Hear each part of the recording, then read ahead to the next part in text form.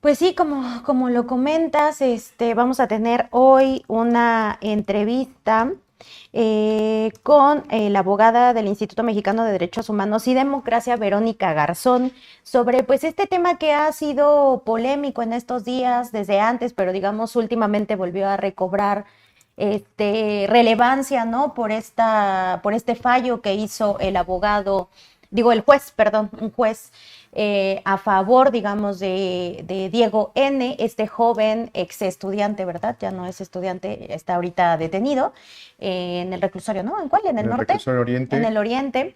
Y pues este joven que Así, violó los derechos de los así es, derechos ¿no? también de sus compañeras, son 8, ¿verdad? Ahorita Vero nos va a explicar un poco más, pero pues bueno, el caso es que de estos casos que están abiertos, 2 falló a favor de Diego y entonces pues a pesar de que se encontraron, de que el iPad estaba en su posición, esta iPad en donde tenía videos y imágenes creadas con inteligencia artificial, miles, ¿no? Son más de Sí, igual si quieres 100. como para recapitular los datos, ¿no? Una nota que publicó Andrea Maya justo el día de la sentencia que dio este juez del reclusorio Oriente, ¿no?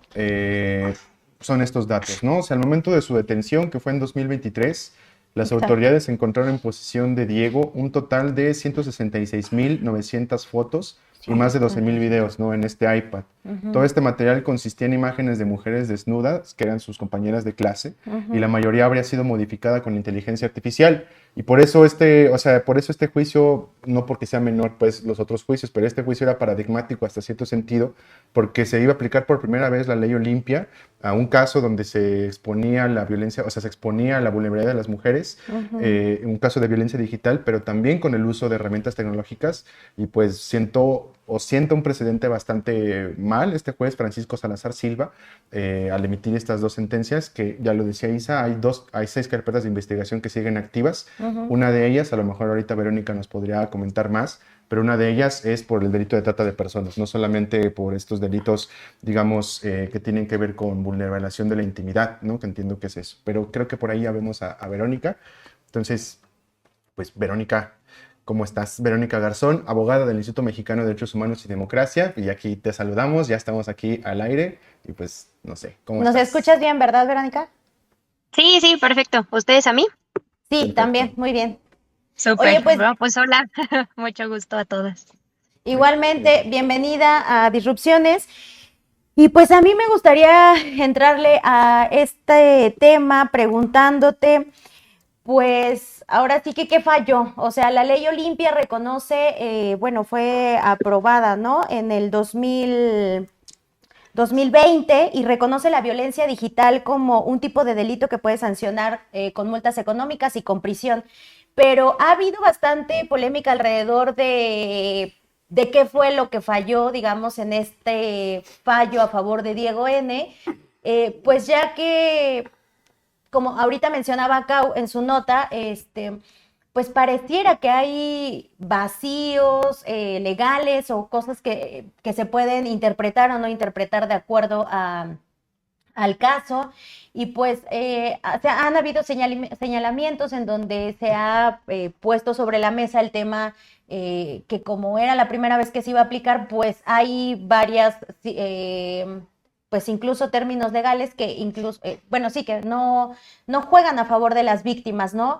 Entonces me gustaría preguntarte eso, Verónica, tú que desde tu perspectiva como abogada, ¿qué es lo que consideras que faltó en esta sentencia, al menos en este fallo?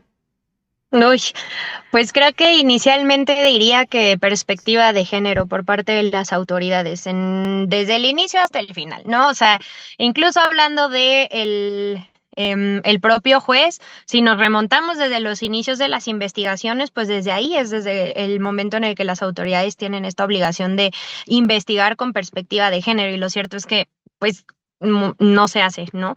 En temas tan nuevos, que en realidad no son tan nuevos y lo vemos,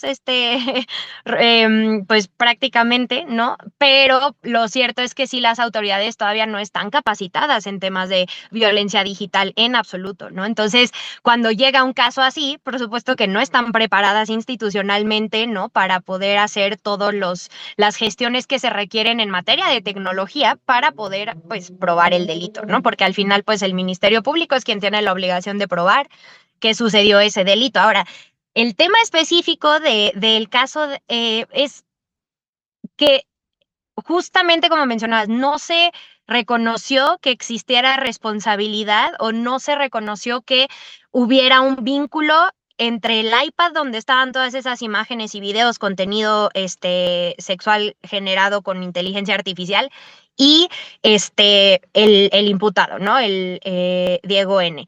Entonces, ese vínculo, para que tú tengas un delito, tú tienes que tener, pues, un acto, ¿no? Un hecho que es presuntamente constitutivo de delito, una persona y pues el nexo entre la persona y el delito, ¿no? Y que se compruebe la responsabilidad penal. En este caso, se aceptó, según entiendo, que sí existió el delito, el hecho sucedió porque estaban todas las imágenes, eso era algo innegable. Lo que no se comprobó fue la responsabilidad de Diego N. en la participación en este caso. Y ahí en realidad lo que yo veo es, por eso decía, una falta total de perspectiva de género, no tanto en las lagunas legales. Pienso que falta mucho, definitivamente, para tener un marco jurídico completo que realmente abarque todas pues, las modalidades y los tipos de violencia contra las mujeres, específicamente en la modalidad digital.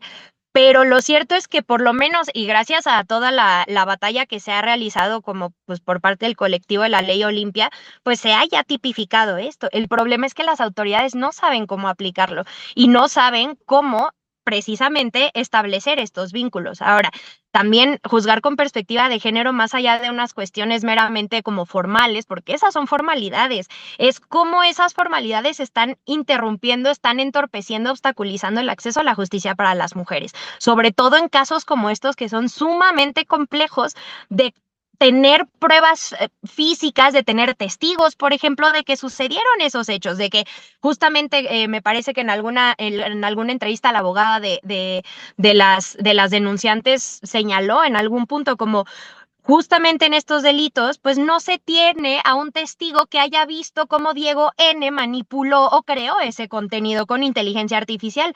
Pero eso se sabe que va a ser muy difícil. Es como en los delitos de violación, de abuso sexual, normalmente no hay testigos, ¿no? Son este tipo de delitos que se llama de realización oculta. No existen normalmente testigos y como autoridad tú no puedes exigir como base para establecer la responsabilidad penal que haya habido algún otro tipo de respaldo de que existió, además del hecho de que era su iPad, ¿no? O sea, creo que ahí un poco no es estirar la liga para castigar inocentes, es estirar la liga para que haya justicia realmente para quienes nunca han tenido justicia, que pues son las mujeres y menos en el ámbito digital, ¿no? Entonces, ahí yo diría que el juez sí, pues ay, fue bastante triste la resolución y algo que pues sorprendió a todas porque pues el caso estaba bastante bien construido desde lo que, bueno, yo desde afuera, por supuesto, ¿no? Porque no soy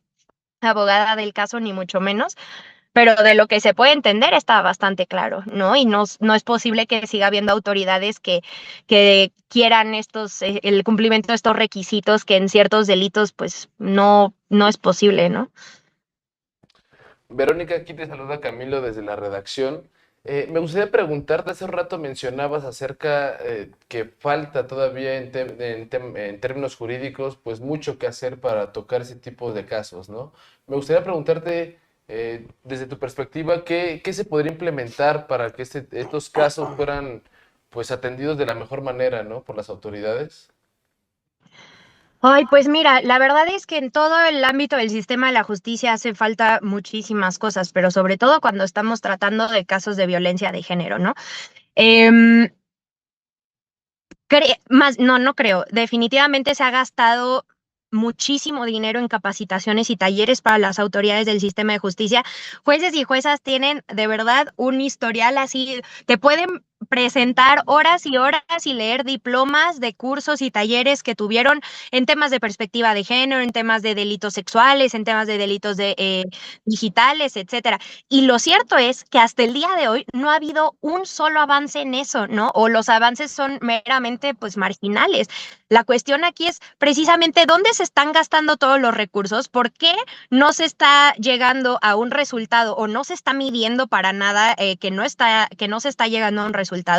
Y sobre todo después de eso, ¿por qué sigues gastando el dinero en eso? ¿No? Porque se sigue gastando en capacitaciones y talleres. De hecho, un informe que hizo, una investigación que hizo el Frente Nacional Solidaridad, creo que es justo el de la colectiva que lleva el acompañamiento y el respaldo pues de Olimpia y de toda la lucha de la ley Olimpia, sacaron justo en cuanto, o sea, ¿a qué le destinan más esfuerzos en temas de, pues para avanzar en temas de justicia, de acceso a la justicia para las mujeres víctimas de violencia digital, ¿no? Y la gran mayoría en los resultados vas a ver que son capacitaciones y talleres, y no puede ser que tengas 100,000 capacitaciones y talleres para cada autoridad y tengas resoluciones como esta. Algo está mal, ¿no? Entonces, teniendo esa, digamos, esa evaluación, la verdad es que por lo menos nosotras, por ejemplo, desde el instituto donde pues trabajamos, que llevamos ya muchos años acompañando casos de víctimas denunciantes, sobrevivientes de violencia de todo tipo, violencia de género, es el hecho, no solamente la falta de conocimiento, pero también una renuencia total de las autoridades a aplicar los estándares nacionales e internacionales, que al final autoridades hasta el día de hoy siguen diciendo que no tienen por qué aplicar la perspectiva de género porque es discriminatorio en contra de los hombres, ¿no? Esa es una clásica que nos mencionan en audiencias hasta el día de hoy. Y entonces ahí es cuando nos preguntamos realmente, pues, en qué se han ido a la basura todos esos millones, ¿no? Gastados en capacitaciones porque, pues, se echan frases así que hablan de todo un bagaje, ¿no? Patriarcal de cómo aplicar la justicia en el país. Entonces, ¿qué hace falta? Por supuesto que hace falta, no, bueno, hacen falta mecanismos de monitoreo y evaluación de las autoridades del sistema de justicia, específicamente de los jueces y juezas, porque pues han sido históricamente poco transparentes en su actuar. Muy pocas veces se sabe realmente lo que está sucediendo dentro de las audiencias, lo que están decidiendo los jueces, más allá de lo que sale en medios, ¿no?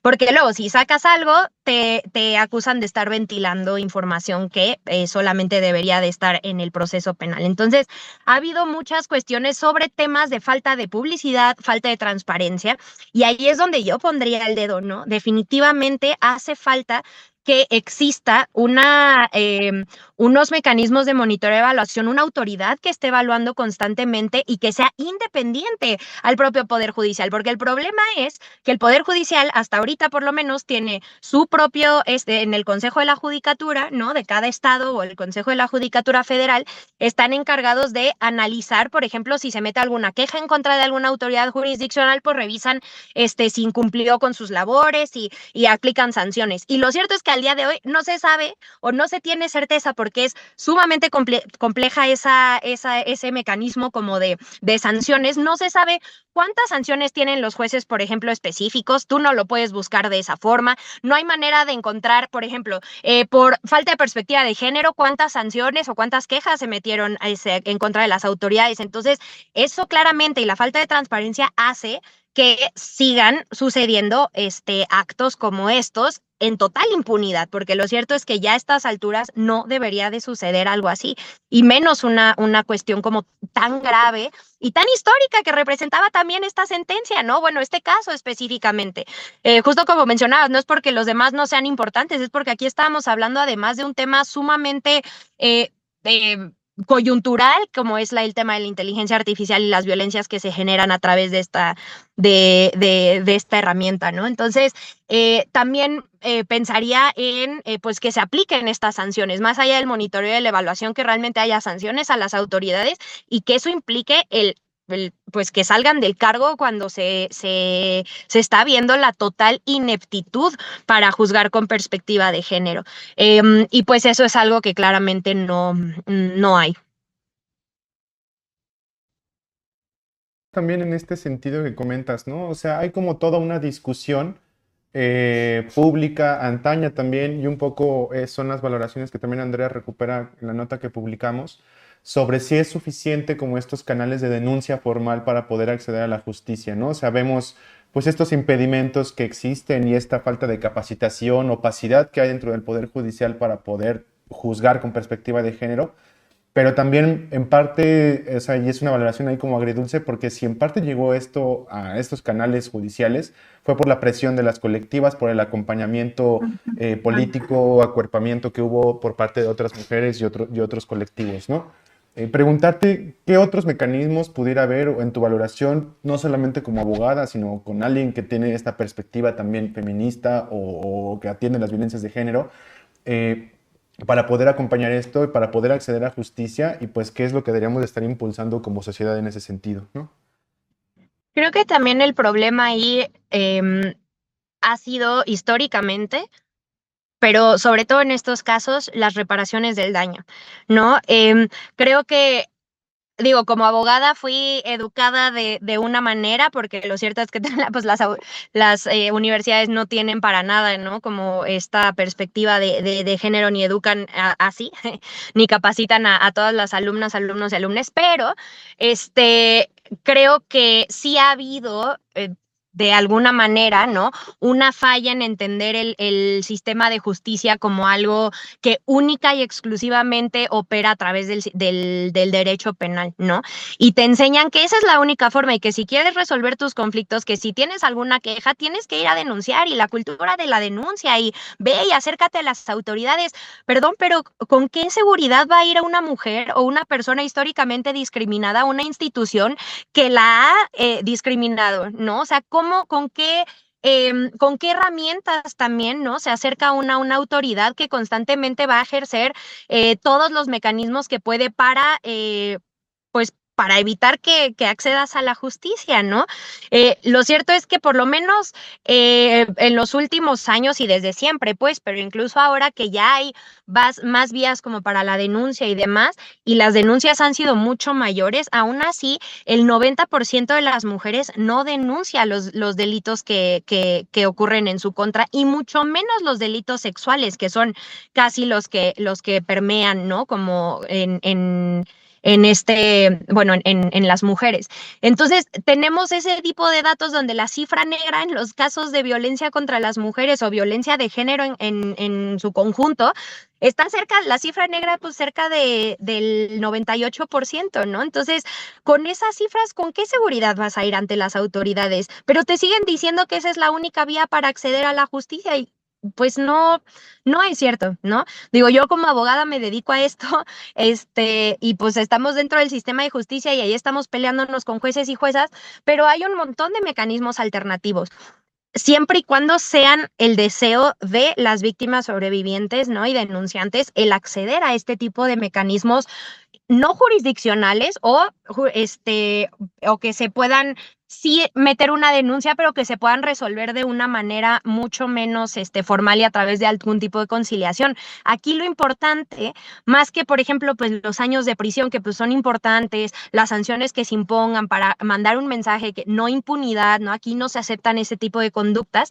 es cómo le reparas el daño a las víctimas. Y eso es algo que el Estado no se ha hecho cargo, y menos los agresores, ¿no? Los agresores fácilmente lo que sucede es, dicen, yo no tengo recursos económicos, porque se considera que la reparación del daño es algo meramente monetario, donde tú dices, bueno, y esto es una práctica común, págale a la víctima 100,000 pesos, que constituyen lo que más o menos son 2 años de terapia, y con eso ya está la reparación del daño. Y pues eso no funcionan así los procesos de reparación, ¿no? Y menos una reparación integral.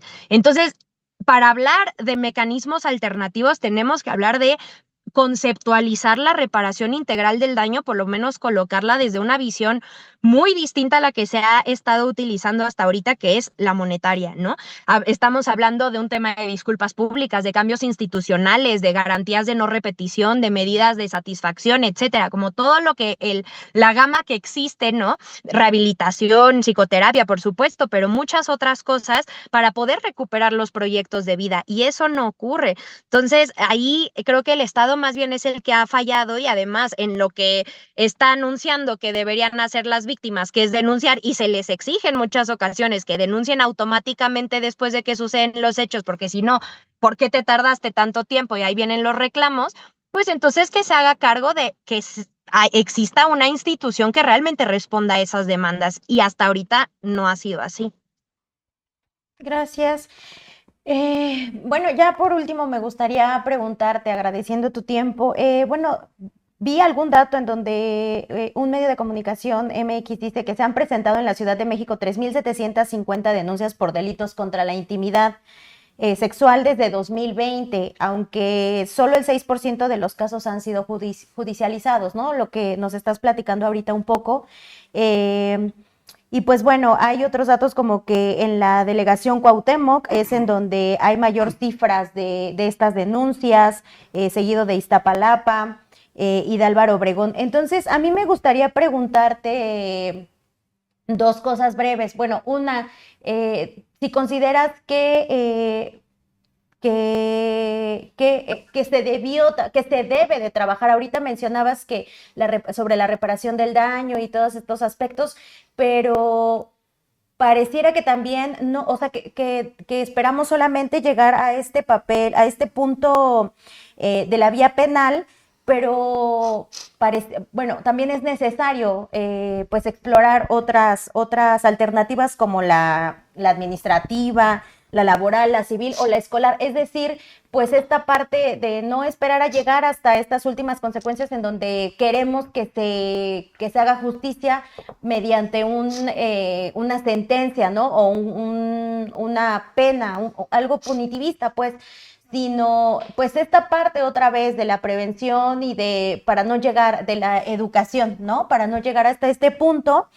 Si consideras que en esta parte, entonces, hablando de las fallas, también hace falta la vinculación con expertas, ¿no? Con personas y colectivas expertas.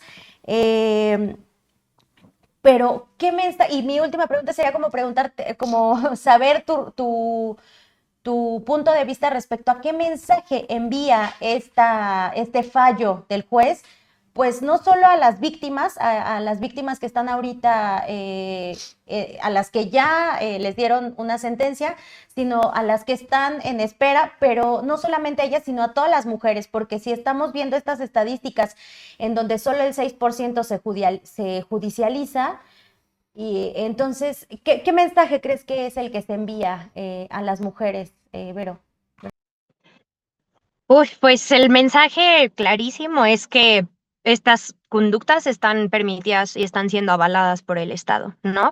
Es un mensaje de impunidad, pero que va mucho más allá. Es un mensaje de aquí está bien que se cometan este tipo de violencias contra las mujeres y lo pueden seguir haciendo porque no va a haber ningún tipo de sanción. Y de nuevo, no una sanción estrictamente penal, sino no hay un cambio institucional, estructural, realmente implementado para poder hacer frente a esta problemática.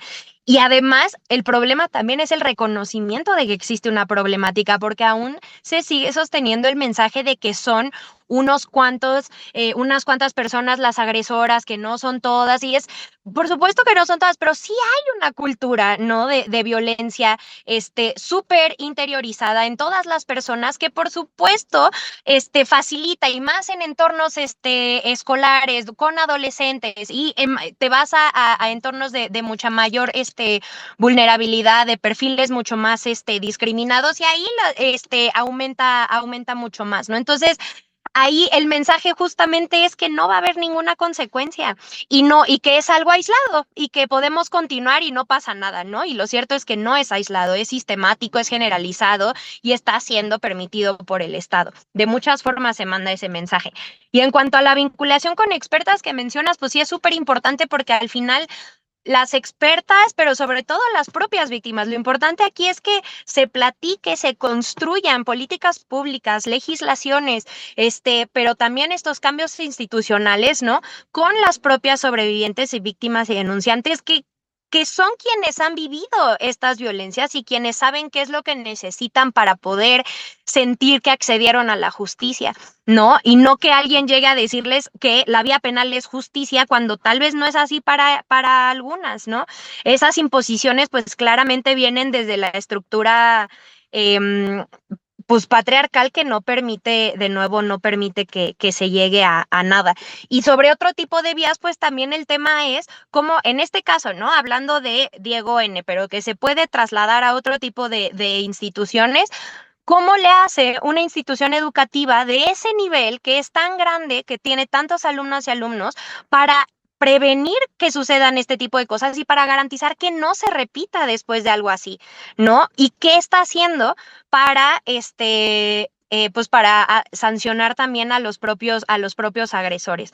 Entonces creo que aquí la importancia es no solamente en aplicar la ley, sino en escuchar a las propias víctimas, qué es lo que quieren, qué es lo que necesitan y qué es lo que tienen que decir, porque lo que el Estado está diciendo es que no se va a poder por ahí, y creo que ese es un mensaje bastante desalentador para todas. Esperamos volvernos a encontrar en algún momento por acá. Agradecemos mucho tu tiempo, poder conversar contigo y pues nada, nos encontramos en una siguiente ocasión. Ojalá. Muchísimas gracias. Gracias. Gracias. Bye. Hasta luego.